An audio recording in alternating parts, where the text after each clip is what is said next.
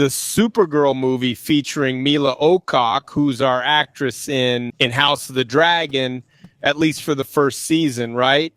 Anyway, she's shown an impressive art ready for battle with Brainiac. We're going to discuss who the villain is, who is the villain of Supergirl, Woman of Tomorrow, which is just Supergirl now. Let's go.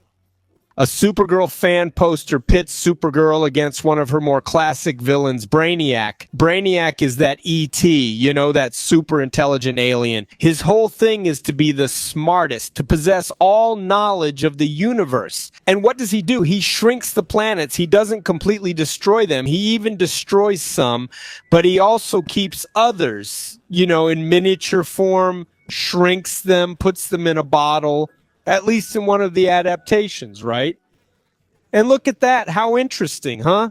There's this basic art here. Obviously, it's not official. It's fan-made.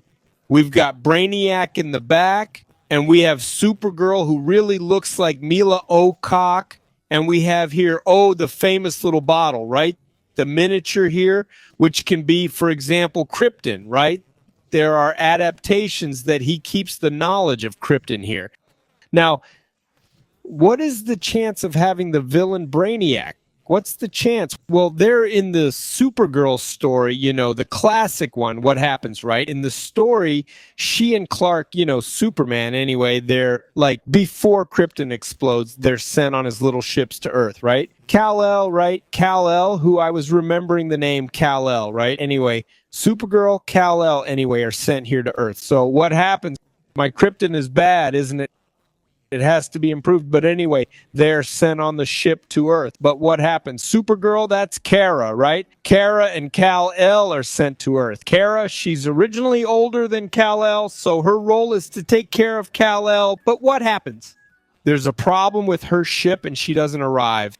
So Superman, Kal-El, there's the whole Clark story. He's adopted there in Smallville and everything. And then when Kara arrives, he's already older, even seems older than her, right? Visually, right? So what happens?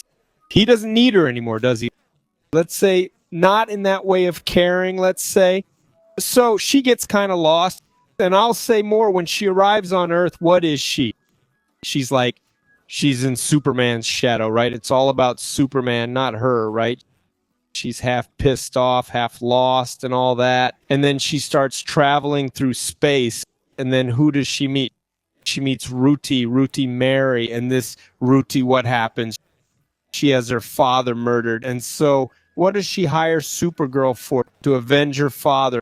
Who is her father's killer? It's the Crane of the Yellow Hills, right? That you might not know, right? He's not that famous. But what happens then?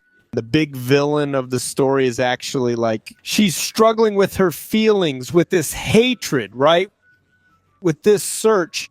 In this case, she's going to be hired to seek revenge, right? There's a lot of hatred there and everything else. So the villain actually in the story is the struggle for her identity, to regain the meaning of her life, her mission, the purpose of her life, right? So I don't know if there's going to be, it's Brainy here, it's Lex Luther and all that. I don't know if there's really going to be this villain, right? I think it's much more this discussion. But comment below.